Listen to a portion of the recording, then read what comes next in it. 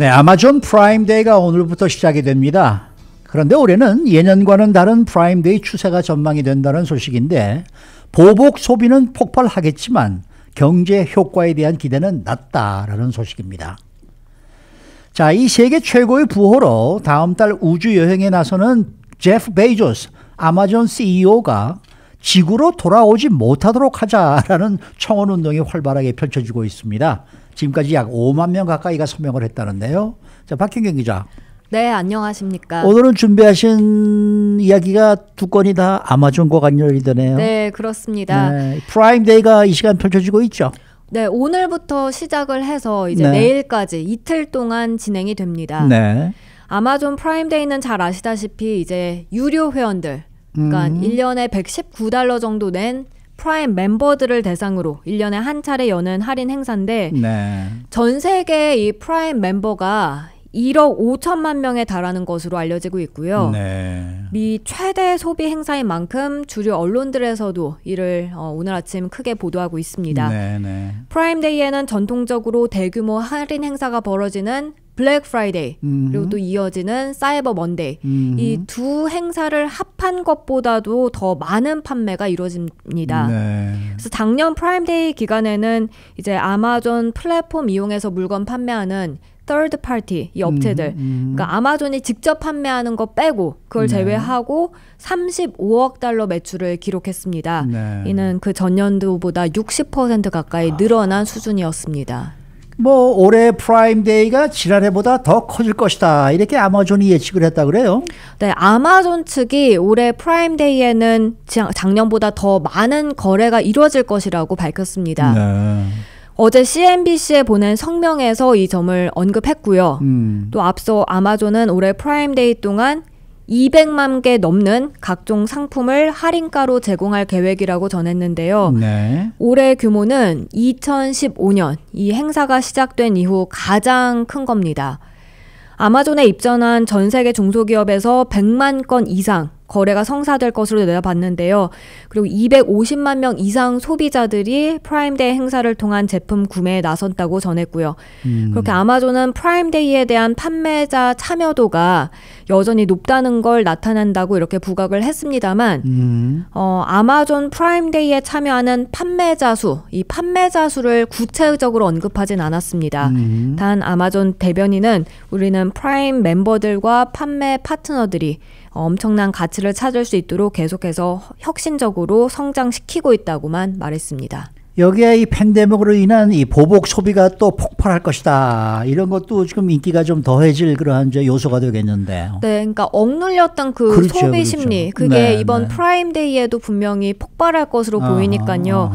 그 점이 이번에 더 주목되는 부분인데요. CNBC는 지난달에 실시됐던 글로벌 컨설팅 기업 맥켄지 설문조사를 인용해서 이 부분을 지적했습니다.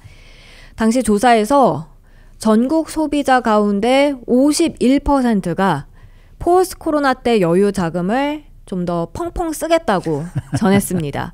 그래서 소득별로 보면 고소득층의 소비 심리가 확실히 강했고요. 그리고 세대별로 보면 밀레니얼 세대들.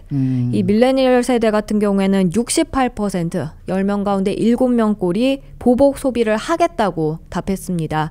그래서 이번 프라임데이에도 분명히 폭발하는 그 보복 심리, 소비 추세가 나타날 걸로 보입니다.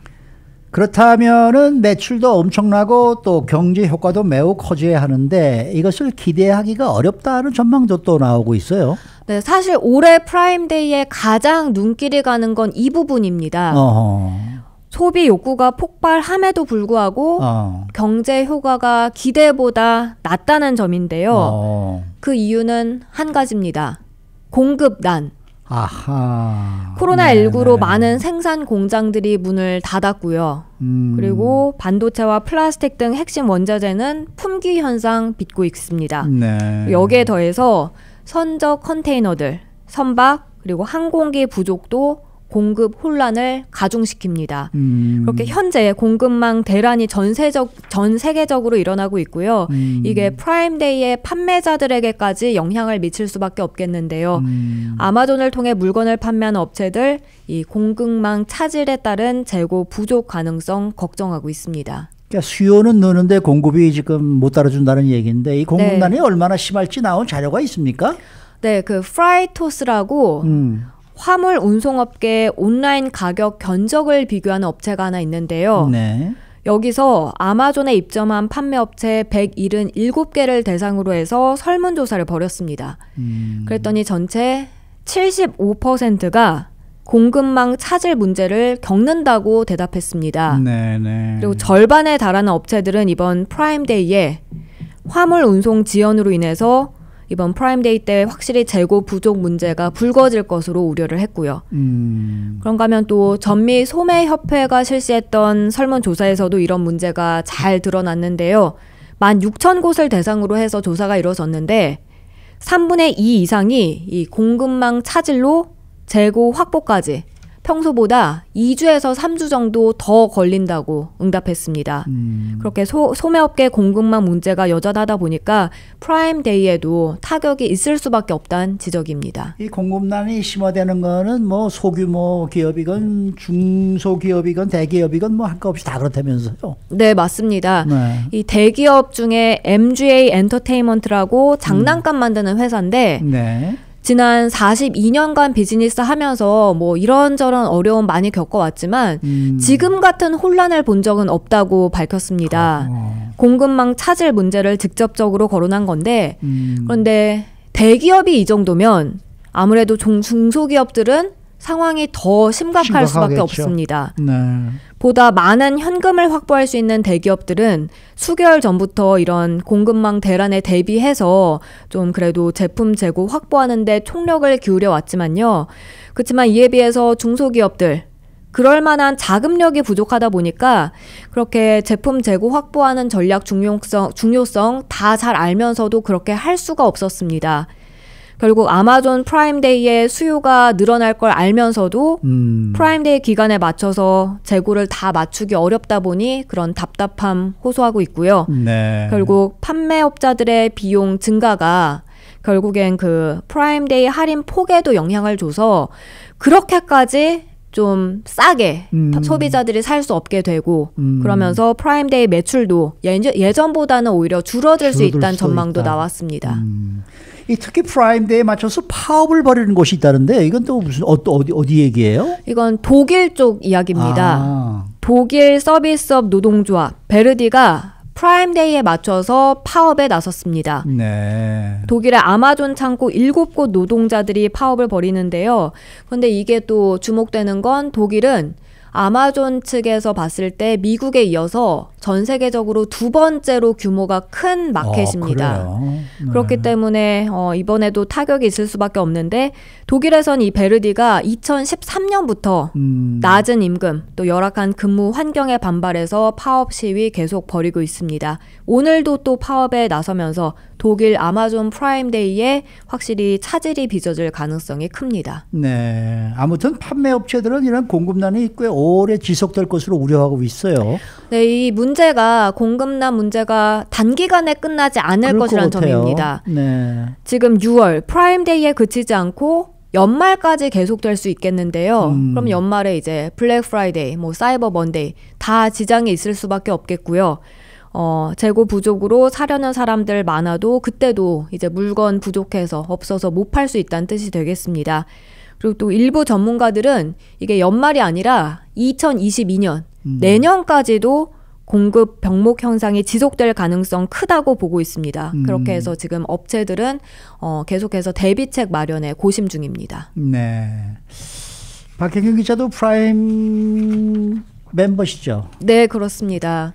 이게 이런 프라임 세일을 한다 그러면은 그러니까 오래 전부터 내가 요 때를 기다려서 요것을 살 것이다. 아주 싸게 주면 내가 요걸 살 거야라고 미리 계획을 하십니까? 아니면은 이때가 됐을 때 그냥 가서 이렇게 쫙 보다가 야 이거 싸네 이거 살까? 뭐 이런 식으로 되는 거면 어떻게 돼요? 사실 되게. 보통은 그렇게 한 가지를 생각하고 있다가 거기에 맞춰서 프라임데이를 기다렸다가 사는 걸로 알고 있는데 이제 저 같은 경우에는 뭐 특별히 그럴 만한 물건이 없어도 프라임데이라고 하면 일단 들어가서 보고. 훑어는 보고 거기서 괜찮은 물건이 있다 싶으면 뭐 구입하기도 하고 그런 편입니다. 네, 네, 네. 자, 다음 소식입니다. 제프 베이조스 아마존 CEO가 다음 달에 우주여행에 나서는데 이 사람 지구로 돌아오지 못하게 하자라는 지금 서명 운동이 활발하게 벌어지고 있어요. 네, 청원 사이트 change.org 여기에 2건이나 그런 내용의 청원이 올라왔습니다. 네. 하나 제목을 보면 Do not allow Jeff Bezos to return to Earth 이렇게 돼 있고요. 스튜디오 들어오기 직전 확인해 보니까 46,900명이 여기에 서명했습니다. 아니 근데 이런 청원이 왜 올라와 있는 거예요? 청원에 그러니까 설명이 돼 있는데 억만장자는 지구에 또는 우주에 존재해선 안 된다. 이렇게 적혀 있습니다. 하지만 그들이 후자를 결정한다면 그들은 거기 머물러야 한다. 그러니까 지구가 아닌 우주에 머물러라. 네, 그런 내용입니다. 그리고 네. 서명한 사람들도 이제 거기다가 의견을 달았는데요. 지구로 돌아오는 건 특권이지 권리가 아니다. 이렇게 쓴 글도 있고 지구는 제프 베이조스나 빌 게이츠, 또 일론 머스크 그리고 다른 억만장자 같은 사람들을 원치 않는다라고 하면서 서명을 했습니다. 네. 또 다른 청원도 가보면 제프 베이조스는 전 세계를 지배하려고 작심한 사악한 지배자다. 이렇게 좀 비난하는 글을 볼 수 있고요. 네. 인류의 운명이 당신의 손에 달렸다고 하면서 다른 사람들의 또 서명도 요청을 했는데 그렇게 한번 지구 떠나면 지구에 다시 돌아오지 말아달라 이런 글이었습니다. 이게 지난번에 이 돈 많이 버는 최고 부자들이 세금을 별로 내지 않는다라는 그러한 얘기가 나오더니 혹시 이런 운동이 벌어진 게 아닌가 그런 생각이 드네요. 그런 점도 영향을 미쳤을 수 있고 항상 아마존 같은 경우에는 근무 환경이나 임금에 대해서 항의하는 그런 반발 심리가 크다 보니까 그런 점도 영향이 있지 않을까 싶습니다. 네, 아마존이 한국에도 들어간다고 얘기를 들었는데 신세계인가 그 계약을 할 것 같다라는 그런 얘기가 좀 들리는 것 같은데 한국에 들어가서 또 얼마나 또 많은 또 세일즈를 올릴지 정말 아주 궁금해지네요. 네. 수고 많으셨습니다. 감사합니다. 박현경 기자였습니다.